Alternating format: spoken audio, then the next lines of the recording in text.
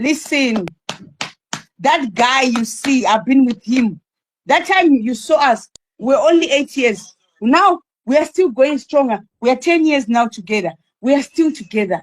I met him. But you trying to come into my life, into my home, yet I've never said nothing wrong about you or nothing about your life. Shamarika, I swear to you.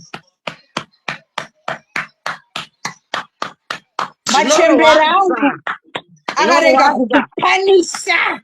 Unorwadza maidzira. Ndichataura ndopisa machira.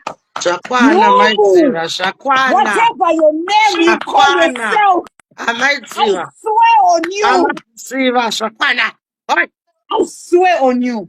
Zvakwana. Iwewe Ketina akafonera nadziva akati Kefila akafonera nadziva akati iwewe umunhu wanisa unozodenga ri Kefila akazvitaka ndinoti shamwari yangu denga ri Keti ndaiti ndisisi wangu iwewe stomolozi cheshe ndoti iyanzvadzi yangu iwe who the fuck are you?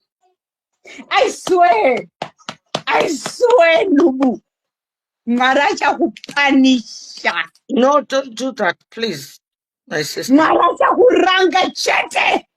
Anoranga. But what happened? Andi murume wangu ndishinaye. Yes. Thank you. Yes. But I swear, the hatred I have over you.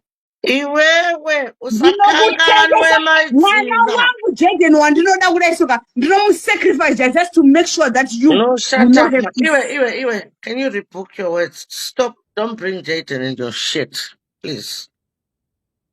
Wakatsamwa, yes. Ndichakumamira chete Nubu. Comes way, come thunder. Especially now, Zimbabwe. I'm coming to Zim.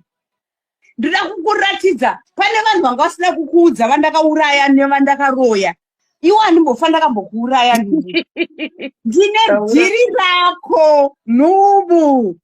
I swear to you, I swear nachandigwera mtu wa nyimbo ndichakumamira chete, whether it's today, tomorrow, next year, 3 years, 5 years.